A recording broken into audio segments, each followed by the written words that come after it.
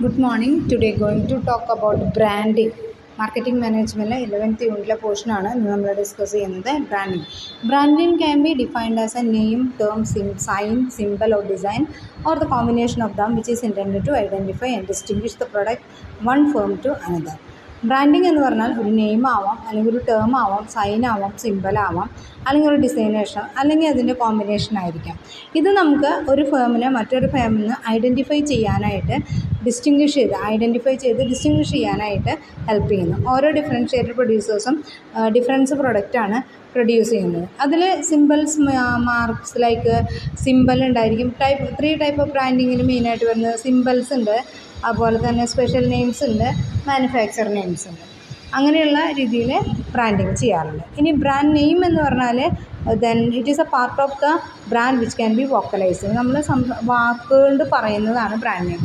Mark എന്ന് പറഞ്ഞാൽ that is identified, recognised but can not be വോക്കലൈസ്ഡ്.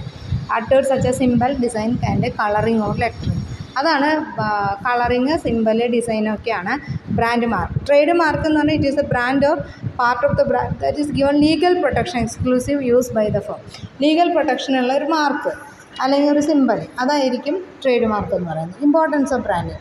Important കസ്റ്റമറെ സംബന്ധിച്ച് ബ്രാൻഡിങ്ങിനുള്ള importance ഒന്ന്, പ്രൊഡക്റ്റ് ഐഡൻറ്റിഫൈ ചെയ്യാനായിട്ട് പറ്റുന്നു, പ്രൈസ് സ്റ്റേബിളായിട്ട് നിൽക്കുന്നു, ക്വാളിറ്റി ആൻഡ് സ്റ്റെബിലിറ്റി ഉണ്ടായിരിക്കും, prestige, increase the prestige of കസ്റ്റമേഴ്സിനെ ഇൻക്രീസ് ചെയ്യുന്നു, കസ്റ്റമർ സാറ്റിസ്ഫാക്ഷനും ഉണ്ടായിരിക്കുന്നു, അത് ഉറപ്പ് വരുന്നു. അത് ബെറ്റർ ക്വാളിറ്റി ആണെങ്കിൽ, സ്റ്റാൻഡേർഡ് ക്വാളിറ്റി ആണെങ്കിൽ അത് കസ്റ്റമർ സാറ്റിസ്ഫാക്ഷൻ ഉറപ്പ് വരുന്നു. ഇനി ഇമ്പോർട്ടൻസ് ഓർഗനൈസേഷനുള്ള ബെനിഫിറ്റ് എന്തൊക്കെയാണ്?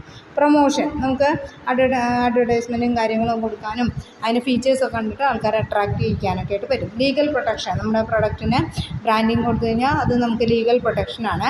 Safe from competition, advise the branders and goods they attract customers towards their product. Attract ചെയ്യാനായിട്ട്, കസ്റ്റമേഴ്സിനെ അട്രാക്റ്റ് ചെയ്യാനായിട്ട് ഹെൽപ്പ് ചെയ്യും. Build corporate image. Then branding also helps build a corporate image. So strong brands known as the quality and performance standard build a corporate image that has long-term advantage.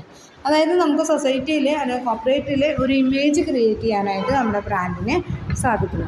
ഇനി സൊസൈറ്റിയിലുള്ള benefit, consumer welfare, നമ്മൾ അവരെ needs satisfy ചെയ്യാനുള്ള goods provide ചെയ്യുന്ന social activities. നമ്മൾ brand നെയിമിലാണ് നമ്മൾ കോമ്പറ്റീഷൻസൊക്കെ conduct ചെയ്യുന്നത്. ഫുട്ബോൾ കോമ്പറ്റീഷൻ, ക്രിക്കറ്റ് കോമ്പറ്റീഷൻ, അങ്ങനത്തെയൊക്കെ കണ്ടക്ട് ചെയ്യുന്നത് കമ്പനികളുടെ ബ്രാൻഡ് നെയിമാണ്.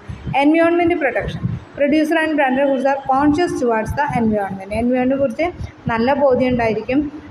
അവർക്ക് എന്തുണ്ടാവും, പ്രകൃതിയെക്കുറിച്ചൊക്കെ അറിയുന്നുണ്ടായിരിക്കും. അപ്പോൾ അത് അവർ കുറച്ചും കൂടി നല്ല രീതിയിൽ ചെയ്യും. ബ്രാൻഡഡ് ആയിട്ടുള്ള കമ്പനിയൊക്കെ ആണെങ്കിൽ അവർ കുറച്ചും കൂടി നല്ല രീതിയിൽ പൊല്യൂഷൻ ഇല്ലാതൊക്കെ ആയിട്ട് ചെയ്യും. അപ്പോൾ അതാണ് എൻവയോൺമെൻറ്റ് പ്രൊട്ടക്ഷൻ ഉണ്ട് എന്ന് പറയുന്നത്.